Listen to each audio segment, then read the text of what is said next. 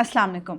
Saudi अरब ने बहरा अहमर, खलीज अदन और बाबुल मंदब में जहाज़ रानी के तहफ़्फ़ुज़ के लिए एक multi national maritime defence collision कायम कर लिया है।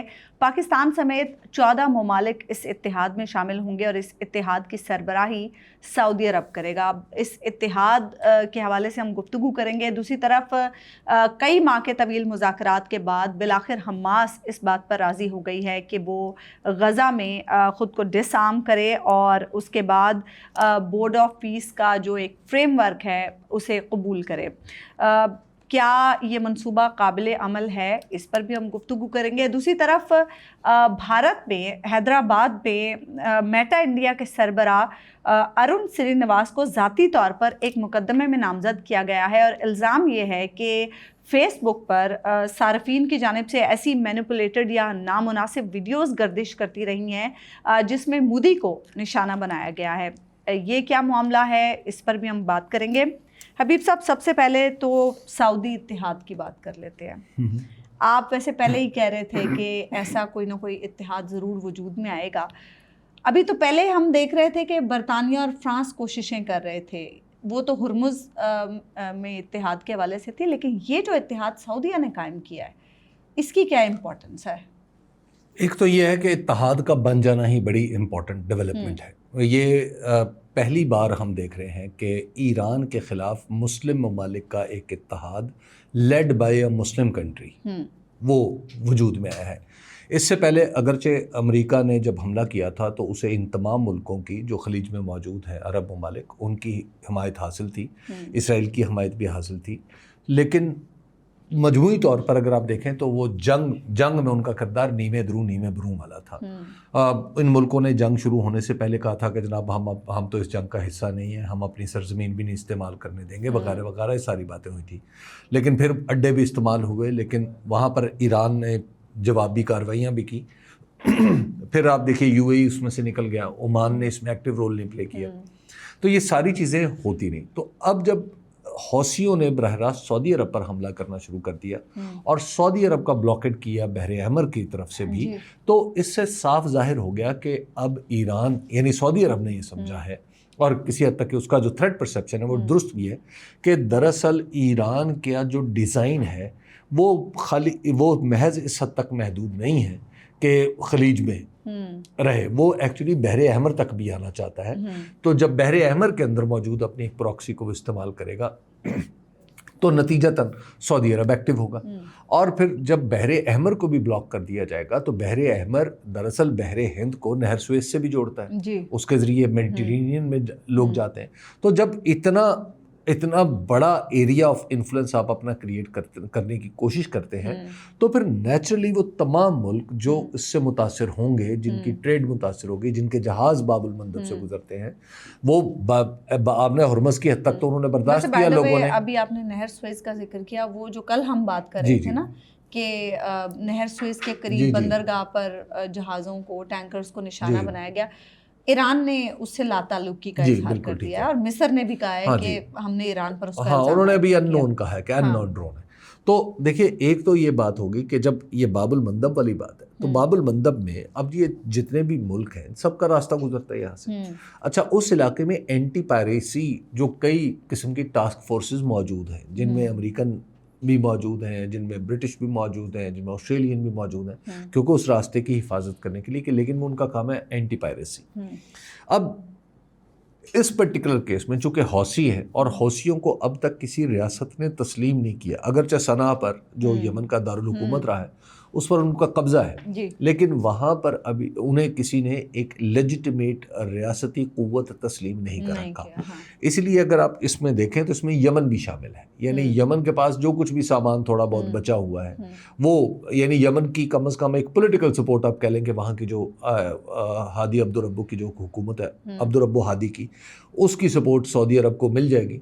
और खैर इनका होना ना होना कोई मैटर नहीं करता, लेकिन इसमें जो अहम तरीन जो चीज़ें हैं, जो मुल्क शामिल हुए, वो देखिए जिनके पास एक मीनिंगफुल बहरिया है, खुद सऊदी अरब के पास है, बांग्लादेश के पास है, और उसके बाद पाकिस्तान के पास है। अमान और यूएई को इसमें भी बाहर रखा गया। अमान और यूएई ने शायद انہوں نے بھی کہا ہوگا کہ ہم اس طرح ابھی اس کا حصہ نہیں بنتے، جی خود بھی شاید اس میں شریک نہیں ہونا چاہتے. تو بنیادی جو رسپانسبلٹی ہوگی کسی کامبیٹ سچویشن میں، تو وہ ایسے لگتا ہے کہ کامبیٹ میں پاکستان کو آنا پڑے گا، اس میں بنگلہ دیش کو آنا پڑے گا، اس میں شاید کسی درجے میں سوڈان کو آنا پڑے گا، اس طرح کی یہ سارے، اور خود سعودی عرب بھی ہوگا. میرے خیال سے اس میں ایسکورٹ مشنز بھی ہوں گے. دیکھیے ایسکارٹ مشنز جب ہوں گے، جب ایک طرف سے کلیئر کٹ کہا گیا کہ ہم نے یہاں سے نکلنے نہیں دینا، تو ایسکارٹ مشنز کا مطلب یہ سیدھی سیدھی جنگ ہی ہے نا. تو ایسی صورت میں جب حوثیز حملہ کریں گے تو پھر انہیں بھی دیکھنا پڑے گا کہ یہ جو 14 ملک ہیں یہ اب اکٹھے ہو گئے ہمارے خلاف، تو اس کا انجام کیا ہوگا. اور یہ پریکٹیکل حصہ بن رہے ہیں اس جنگ کا جو حوثیوں نے وہاں پر شروع کی ہے. تو ایران کو بھی یہ سمجھ آ رہی ہوگی کہ اب اس کے خلاف ایک پہلا اتحاد وجود میں آ گیا ہے، جو اثرات تو ڈیفینیٹلی ہوں گے. اور اس اتحاد کا جو چارٹر ہے، اس چارٹر میں 2 علاقوں کے نام لیے گئے ہیں. ایک ہے بحر احمر کا جس سے مراد باب المندب ہے، اور دوسرا ہے خلیج عدن کا جس کا مطلب آبِ ہرمز ہے. تو جب آپ ان 2 علاقوں کے نام لکھ دیتے ہیں تو اس کا مطلب یہ ہے کہ اب آپ یہاں سے کرنا کیا چاہتے ہیں. تو کل کو آبِ ہرمز پہ آج جو فوکس لگ رہا ہے کہ وہ حوثیز پہ ہوگا، کل کو وہ آبِ ہرمز پہ بھی آ جائے گا. اور اب آپ کو وہ بھی بات سمجھ میں آ گئی ہوگی کہ کل جب جو سعودی ڈیفنس منسٹر ڈونلڈ ٹرمپ سے ملے تھے تو اس کے ساتھ اس میں یہ انفارمیشن دینا اور انہیں اعتماد میں لینا بھی مطلوب ہوگا. تو آپ کی انڈرسٹینڈنگ کیا ہے ابھی صاحب، ایران اب کیا سوچے گا؟ کیونکہ ڈیفینیٹلی مسلم ممالک کا اتحاد ہے، پھر پاکستان بھی شامل ہے، ایران بھی تو پھر ایران کے لیے میں آپ کو عرض کروں کہ ایران کے لیے اب حالات مشکل تر ہوتے چلے جائیں گے. اس کی وجہ یہ ہے کہ پہلے جب یہ جنگ تھی تو پہلے کسی ملک نے ایک اس طرح ان کے پڑوسی کسی ملک نے پوزیشن نہیں لی تھی. پاکستان نے کوئی پوزیشن نہیں لے رکھی تھی اس جنگ میں، صرف یہ تھا کہ سعودی عرب پہ آپ حملے نہ کریں، باقی مذمت اور سفارتکاری والا سلسلہ جاری تھا. اب پہلی دفعہ پاکستان نے ایک پوزیشن لے لی. اچھا بنگلہ دیش نے کوئی پوزیشن نہیں لی ہوئی تھی، اب بنگلہ دیش نے بھی ایک پوزیشن لے لی. اچھا اب دوسری طرف آپ اب دیکھیں نا، اس میں جبوتی اور سوڈان بھی شامل ہے. جبوتی اور سوڈان افریقہ میں باب المندب کے پیچھے ہیں، تو وہاں پر بھی انہوں نے ایک پوزیشن وہاں پر بھی لے لی نا، کیونکہ اب سب کے سٹیکس آنا شروع ہو، سب کے سٹیکس کو خطرہ لاحق ہو گیا نا. تو اس وجہ سے اب یہ وہ ممالک تھے جنہوں نے اس طرح اس جنگ میں عملی کردار ادا نہیں کیا تھا، لیکن اب یہ عملی کردار ادا کرنے کے راستے پر چل پڑے. یہ نہیں ہے کہ وہ کل ساری فوجیں وہاں پر اکٹھی ہو جائیں گی، لیکن راستہ وہی اب چن لیا انہوں نے کہ ٹھیک ہے اگر جو میری ٹائم سیکیورٹی ہے اس کے لیے ہم کچھ بھی جو ہمیں کرنا پڑے گا وہ کریں. یعنی ایران کے لیے حالات ایران کے لیے اب مشکل حالات. اچھا حبیب صاحب، بورڈ آف پیس نے جو ایک منصوبہ دیا تھا، بڑے طویل مذاکرات ہوئے حماس کے ساتھ اور بالآخر حماس اگری ہو گئی ہے ڈسارم ہونے پہ، لیکن ڈو یو تھنک کہ یہ حماس نے ٹھیک فیصلہ کیا ہے؟ کیونکہ اسرائیل کو اتنا قابل بھروسہ نہیں ہے، کیونکہ ابھی بھی شاید یہ ایک بحث چل رہی ہے کہ پہلے اسرائیلی فوجیں نکلیں گی یا پہلے حماس ڈسارم. دیکھیے وہ تو بحث اب عملی سطح پر آ گئی نا. اہم بات یہ ہے کہ پہلے آپ نے اور میں نے فیصلہ کر لیا کہ ہم نے ہتھیار رکھنے، اب تو عملی سطح پہ ہے نا کہ پہلے کون رکھے گا، کون سے ہتھیار پہلے رکھے جائیں گے وغیرہ وغیرہ. اسرائیل کے لیے بہت بڑی فتح. اچھا جی، اس کی وجہ یہ ہے کہ میں غزہ پیس بورڈ کو بالکل فرام دا ڈے ون میں سمجھتا تھا کہ یہ آخر کار اسرائیل کی فتح پر منتج ہوگا، اور اسرائیل کے جتنے بھی معاملات ہیں، جتنے بھی تقاضے اور مطالبے ہیں جو غیر قانونی ناجائز ہیں، وہ مان لیے جائیں. اغراض و مقاصد جی، تو اغراض و مقاصد اس کے یہی تھے. تو اب آپ دیکھ لیجئے کہ اب غزہ کو بھی محفوظ کر دیا جائے گا اس کے لیے. لیکن دوسری طرف آپ دیکھیں کہ ویسٹ بینک میں جو جوش سیٹلرز ہیں وہ باقاعدہ فلسطینیوں کے گاؤں پہ حملہ، دیہات پہ حملہ کر رہے ہیں.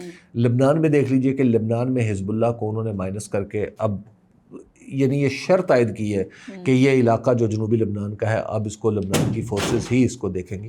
تو لہٰذا یہ جو کیفیت ہے مجموعی طور پر آپ ذرا دیکھیں کہ اسرائیل کو جو اس کے آبجیکٹیوز ہیں وہ حاصل ہوتے چلے جا رہے ہیں. تو غزہ پیس بورڈ نے بھی جو یہ کام شروع کیا ہے تو یہ یہی ہے. تو اس کے بعد اب یہ ہے کہ ہاں اب اگلی چیز یہ ضرور دیکھنی چاہیے کہ کیا اب غزہ کم از کم اس صورت میں رہ جائے گا جس میں غزہ پیس بورڈ نے اس کو فورسی کیا ہے. لیکن ابھی تک حبیب صاحب ہم یہ پوائنٹ نظر انداز کر رہے ہیں کہ ابھی عملاً کام شروع نہیں ہوا. جب عمل ہونا شروع ہوگا اس پر بہت ساری چیزیں دیکھیے اس پہ کچھ منصوبہ اس کا بہت سارے شاید تحفظات ہوں جو اس سطح پر بھی تو دیکھیے کوئی بہت سارا منصوبہ. دیکھیے اب حماس کے پاس کھیلنے کے لیے زیادہ کارڈز رہے نہیں. اچھا یہ وہی لائک اٹ اور ناٹ، حماس کے پاس اب اس طرح وہ اس وقت وہ پوزیشن نہیں ہے کہ وہ خود کو ری گروپ کرے اور اس کے بعد اسرائیل کو ٹف ٹائم دے. وہ وقت تھوڑا ایسا لگتا ہے کہ اب اس کے ہاتھ میں نہیں رہا. تو اب تو صرف یہ امید کی جا سکتی ہے کہ غزہ کو کم از کم اسرائیل کے براہ راست قبضے میں نہ دیا جائے. دوسری بات ہے کہ غزہ کو کوئی ایک سسٹم بنا کے اس کو چلانا شروع کر دیا جائے. لیکن ادھر جب آپ دیکھ رہے ہیں کہ غزہ کے لیے صورتحال کچھ بہتر ہو رہی ہے تو ویسٹ بینک میں صورتحال بالکل ہی خراب دوسری طرف جا رہی ہے.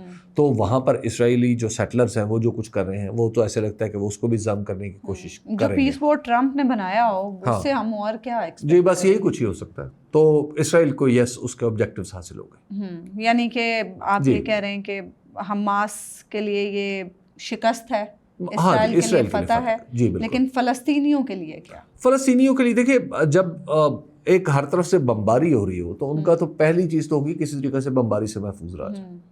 تو پہلی چیز تو ان کی وہ ہوگی کہ ہمیں پانی پینے کے لیے پانی مل جائے، ہمیں روٹی مل جائے. اس کے بعد پھر آگے چیزیں ہوں گی نا.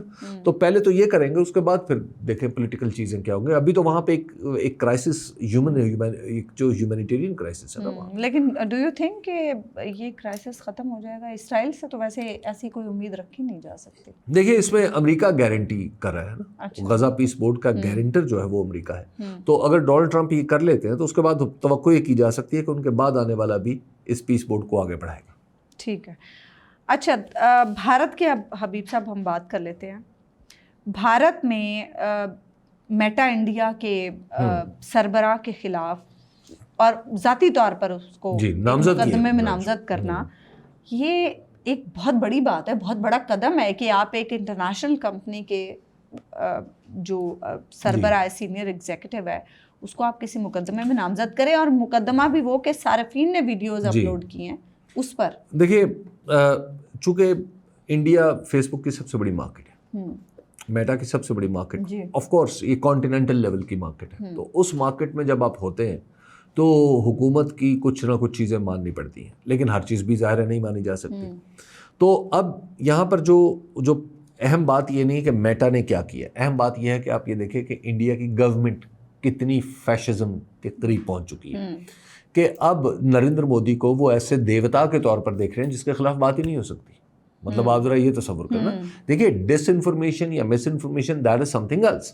اس پہ تو آپ لوگوں کو پکڑتے ہیں نا، اس انڈیویجول کو دیکھتے ہیں کہ اس نے کیا نہیں کیا. اور دوسری بات ہے کہ پھر آپ یہ کہتے ہیں، خود انہوں نے کہا ہے کہ جناب آپ نے 36 گھنٹے کے اندر، پہلے کہا 36 گھنٹے میں میٹا کے ساتھ ان کا معاہدہ تھا کہ 36 گھنٹے کے اندر جس مواد کو ہم فلیگ کریں گے یا کوٹ کہے گی اس کو آپ ہٹا دیں گے. اب ہم کہہ رہے ہیں نہیں 3 گھنٹے میں کریں.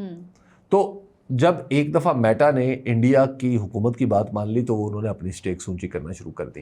لیکن دیکھیے جو فیس بک ایک دنیا بھر کے لیے ایک ایسی جگہ ہے، ایک ہائیڈ پارک ہے جہاں پہ آپ اپنی بات کر سکتے ہیں لوگ، اور جتنے مودی جی کے مخالفین ہو سکتے ہیں اتنے مودی جی کے حمایتی بھی ہو سکتے ہیں، سب کچھ ہو سکتا ہے نا. تو ایک تو یہ ہے کہ امریکہ معاف کیجیے گا بھارت نے یہ حرکت کر کے بتا دیا ہے کہ دراصل بھارت میں جو فریڈم، جو پریس فریڈم ہے، یا جو بلکہ پریس فریڈم تو خیر وہاں پہ بالکل ہی قصہ بازی بن چکی ہے، آزادی ہے اظہار رائے. جی پاکستان میں بھی خیر کو بہت اچھی صورتحال نہیں ہے. وہاں پر جو یہ کام کیا ہے اس سے تو انڈیا نے بطور ریاست یہ ثابت کیا ہے کہ ہم ایک اینٹی پریس فریڈم ہے، ہم اینٹی فری سپیچ ہیں. وہاں پر تو جب اس طرح کی آپ باتیں کریں گے تو اب دراصل آپ نے اپنے آپ کو بطور ریاست یہ ثابت کر دیا کہ آپ اتھارٹیرین رجیم ہے، آپ کو ڈیموکریٹک رجیم نہیں. اچھا ڈیفینیٹلی جیسے ابھی آپ بھی بات کر رہے تھے کہ انہوں نے میٹا پہ ایک دباؤ ڈالا، اور جیسے ہی میٹا نے وہ بات مانی تو حوصلے بلند ہو گئے مودی گورنمنٹ کے. تو اس سے تو ایسا لگ رہا ہے کہ دباؤ ڈال کے یہ جو جینزی کا احتجاج ہے جو ابھی آگے اور بھی چل سکتا ہے، اور پھر سوشل میڈیا پر تو آپ کو پتہ ہے معاملات چلتے ہی رہتے ہیں. ایسا لگتا ہے کہ بھارت یہ چاہتا ہے کہ کسی طریقے سے ان کی جو سوشل میڈیا آزادی ہے اسے دبا دیا جائے. یہ تو دنیا کی ساری حکومتیں پاکستان میں نہیں چاہتے. پاکستان میں بھی تو سوشل میڈیا کو روزانہ گالیاں پڑ رہی ہوتی ہیں نا. دیکھیے کوشچن یہ ہے اور یہ ہر جگہ ہوا ہے. یہ اس کی وجہ ہے کہ یہ جو پرانے اسٹیٹ سٹرکچر ہیں یہ جواب دے نہیں تھے نا کسی کے سامنے, تو اب انہیں لائیو جواب دینا پڑ رہا ہے. ہاں کیونکہ میڈیا تو کنٹرول ہو جاتا ہے نا, دیکھیے لائیو اب انہیں جواب دینا پڑ رہا ہے نا. اور یہ اب آپ کو اندازہ ہو رہا ہے کہ یہ جو دنیا میں سو کالڈ یہ جو وہ علامہ اقبال کا شعر ہے نا, ان تازہ خداؤں میں بڑا سب سے وطن ہے, تو مسئلہ یہ ہے کہ ہر ریاست نے خود کو خدا سمجھ لیا جی.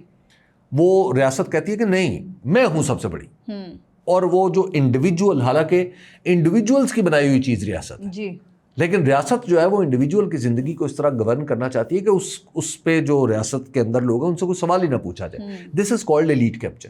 چونکہ ڈیجیٹل میڈیا نے اس کو چیلنج کیا ہے پہلی بار, اس ایلیٹ کیپچر کو, تو وہ جو ایلیٹ ہے اب وہ پش بیک کرنے کی کوشش کر رہی ہے. یہ ایلیٹ کے ہتھیار ہوتے ہیں نا کہ جناب ہم اس کو یہ کر دیں گے, ہم اس پرچہ کروا دیں گے, یہ کر دیں گے. آپ ذرا تصور کیجئے کہ آپ اس صدی میں, آپ 21ویں صدی میں جو حرکتیں ہیں ہماری, یہ جو خاص طور پر ساؤتھ ایشیا میں ہماری حرکتیں وہی 18ویں صدی والی ہیں جو انگریز جھوٹے مقدمے بناتے تھے. آپ تم نے سیڈیشن کر دی, تم نے فلاں کے خلاف بات کر دی, تم نے فلاں کے خلاف بات کر دی, ایگزیکٹلی وہی صورتحال.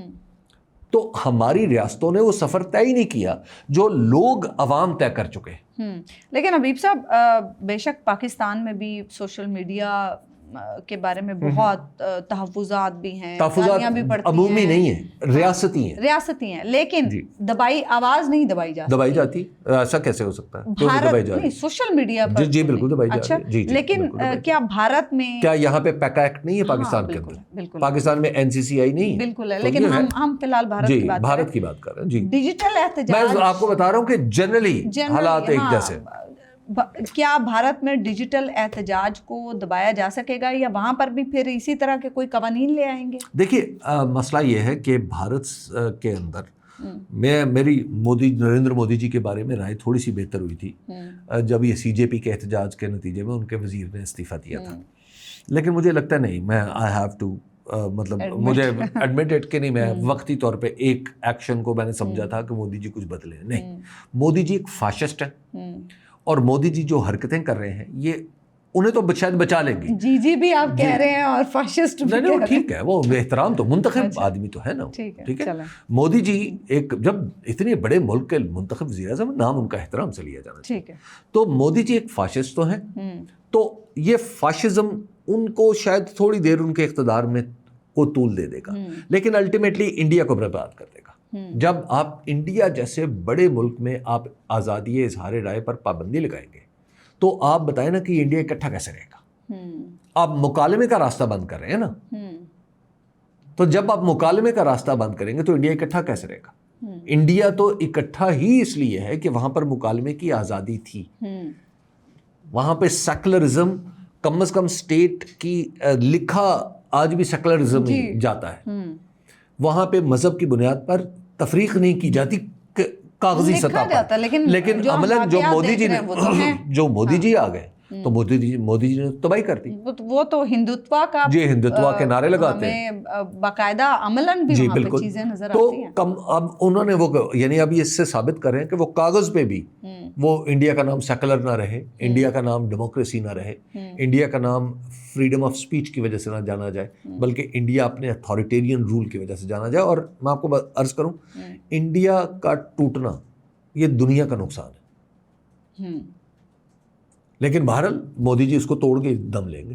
لیکن جس طرح کی تحریک ابھی ہم نے ریسنٹلی دیکھی ہے حبیب صاحب, اس طرح کی اگر تحریکیں وہاں پر جاری رہیں تو کیا بھارتی ریاست جو ہے وہ اپنے عزائم میں کامیاب ہو سکے؟ دیکھیے یہ تو دنیا کے اس وقت دنیا کے ہر ملک میں ایک تحریک ہے جو جن زی چلا رہی ہے. اچھا کہیں وہ نکل کے سامنے آ جاتی ہے, کہیں وہ نکل نہیں رہی, لیکن آپ کو عمومی طور پر ایک اتفاق رائے نظر آتا ہے. نمبر 1, لوگوں کے نزدیک ریاست کا تصور ایک رسپانسبل ریاست کا تصور ہو گیا جو جین زی چاہتی.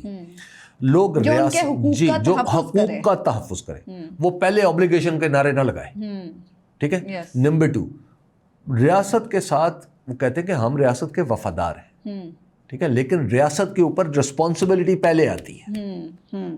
یہ پوری دنیا میں آ رہا ہے. ٹھیک بات ہے. اچھا نمبر 3, یہ جو فرق تھا کہ جناب وہ جیسے یورپ میں آیا, یورپ نے بہت پہلے ایک بالغ نظری کا ثبوت دیا کہ اس نے وہ وہاں پہ جی میں بیلجیم ہوں, میں فلاں ہوں, میں فلاں ہوں, اس نے یہ فرق مٹائے اور ان کو ایک بڑی آئیڈینٹی دے دی جو یورپ میں کی دی تھی. تو انڈیا میں, انڈیا اور جو دوسرے ملک ہیں وہاں کی جو نئی نسل ہے وہ بھی اپنی ایک نئی آئیڈینٹی جس کو آپ ورلڈ آئیڈینٹی کہہ سکتے ہیں اس کی طرف جا رہی ہے. دیکھیے تو اب دنیا میں یہ بات ہو رہی ہے کہ دنیا کا ایک خطے کا آدمی دوسرے خطے جو اچھا ہے اس کی مثال دے کے کہتا ہے کہ میں اس جیسا کیوں نہیں ہوں. اب تو چھوٹے بچے پوچھتے ہیں, چھوٹے بچے, بھائی مجھے بھی خدا نے اسی خدا نے پیدا کیا ہے نا, یا جس نے امریکہ میں کسی بچے کو پیدا کیا. یہ کیا وجہ ہے کہ اس کا پاسپورٹ میرے پاسپورٹ سے برتر ہے؟ میرا پاسپورٹ دنیا کے چوتھے پانچویں نمبر پہ دنیا میں بدترین پاسپورٹوں میں شامل ہوتا ہے. اس کو کیا میرا گناہ ہے یا اس کا گناہ ہے؟ اس کے اوپر کوئی فضل و کرم ہے؟ تو یہ سوال اب اٹھنے شروع ہو گئے نا. تو جب یہ سوال اٹھیں گے تو ڈیفینیٹلی دنیا بدلے گی. بالکل ٹھیک بات ہے کہ سوال اٹھیں گے تو دنیا بدلے گی. ہمیں اجازت دیجیے, اللہ نے کے پاس.